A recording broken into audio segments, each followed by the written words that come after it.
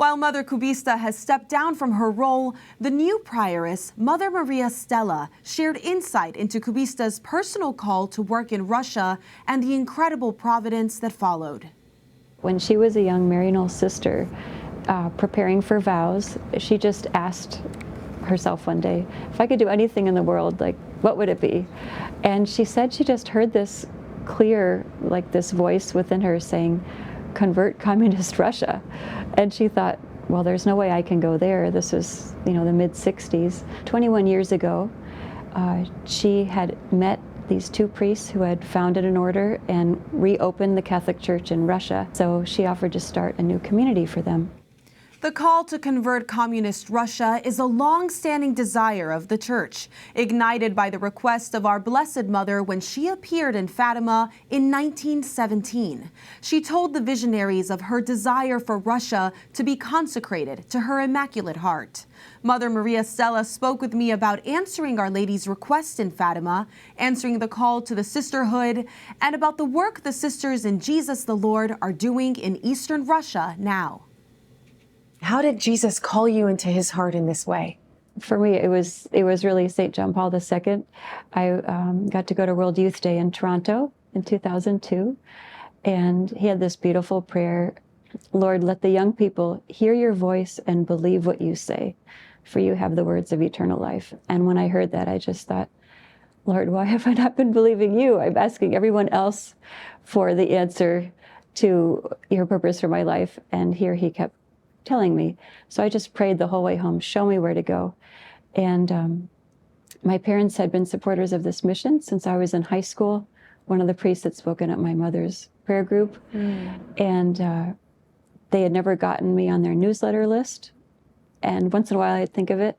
The day I got home, it was in my mailbox. And I opened it up, and there was an insert saying, help wanted, missionaries needed. And I read down, and it said, we're starting an order of sisters. Call Sister Julia in St. Paul, Minnesota.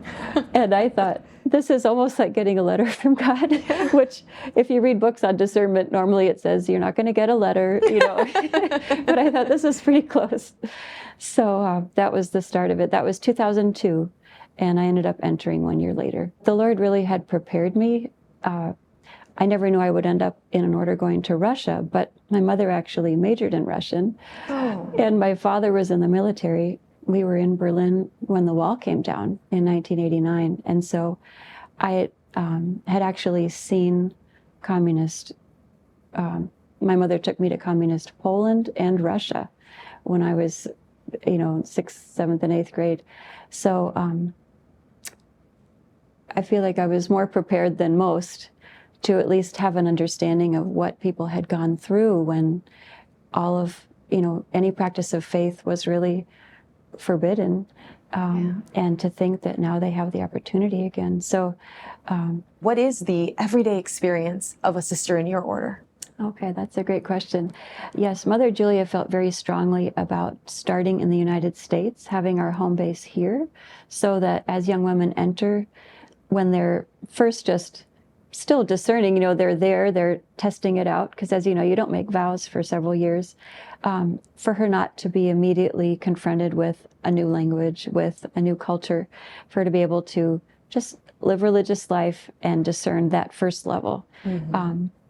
So a young woman who joins us comes now to St. Joseph, Missouri. We have a large new mother house there. About how many women are there? Right now, there are not many women. There are actually 2 of us, but there are several women interested. And we have 14 rooms for sisters in our convent. So, so she comes, and then depending on how ready she is, we do try and get her an experience of Russia, like a summer in Russia, for instance. And then she can come back for more formation so that she gets a glimpse of what she's preparing for. Now, I see that you're wearing a pin, the 2 baby feet. It does say something about your vocation and what you believe and what you do for life.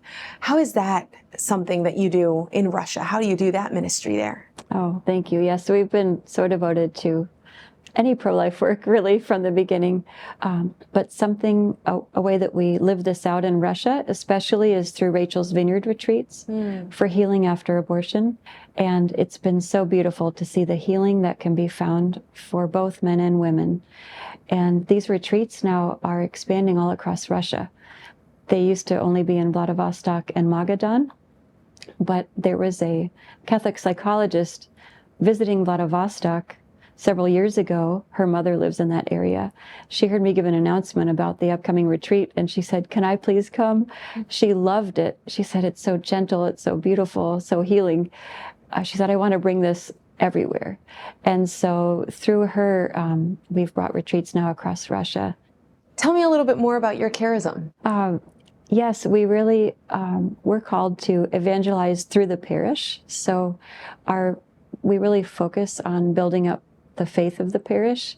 As much as possible, we sing the Liturgy of the Hours in the parish as canonesses. That's our tradition. And we really serve the church through sacred music and liturgy, also through catechesis, including catechesis of the Good Shepherd. We have an atrium for level 1 for the smallest children over in Russia right now, and then through pro-life work, as I mentioned. The Sisters of Jesus the Lord. Where did that name come from, and how did you get started?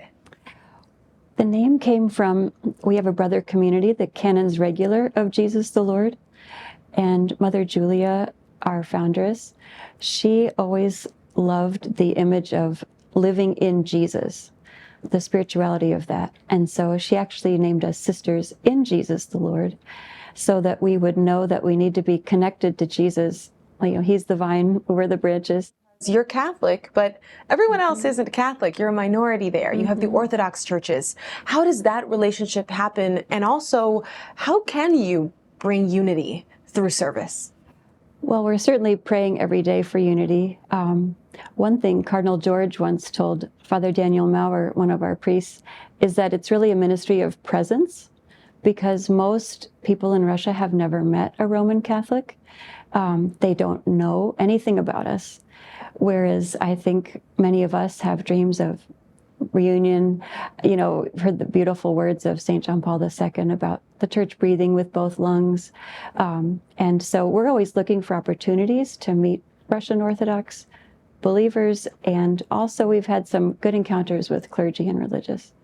Mother Stella, not everyone responded the way that the Your Brother community responded after the fall and the desire for missionaries. Not everyone responded to that call, and there was great criticism of the church in not rushing in with missionaries once that happened.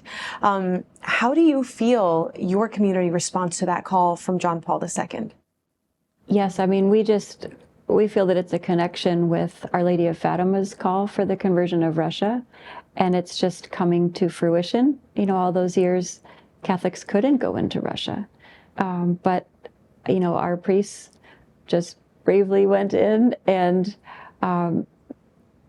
we love being in Russia, and it's a great gift. And I would say we've been so inspired by the other priests and religious who were there. Many are from Poland, especially, but from Spain and other countries. There aren't many American missionaries in Russia, it's true. So we definitely could increase our numbers in Russia.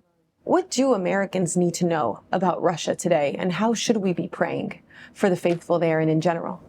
Oh, if they could just really pray every day for those who have embraced the Catholic faith, and especially for the priests and sisters who are Russian, because something that we've discovered over time is that when a young woman in Russia feels called to be a sister and does enter religious life, she often has no one praying for her.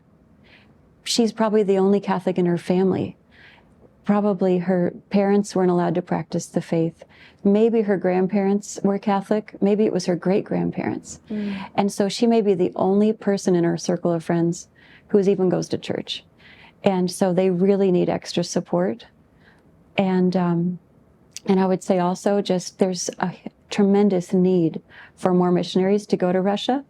Our diocese is the largest geographical diocese in the world. It's the size of the continental U.S. Our bishop is a 4-hour flight northwest of us, and there are about 35 priests for that whole territory. So you can just imagine, you know, a typical diocese here may have 200 something priests. We have 35. And so it's just, there's a tremendous need. Well, you've certainly given us a lot to pray for. Yes. Thank you so much. You're welcome.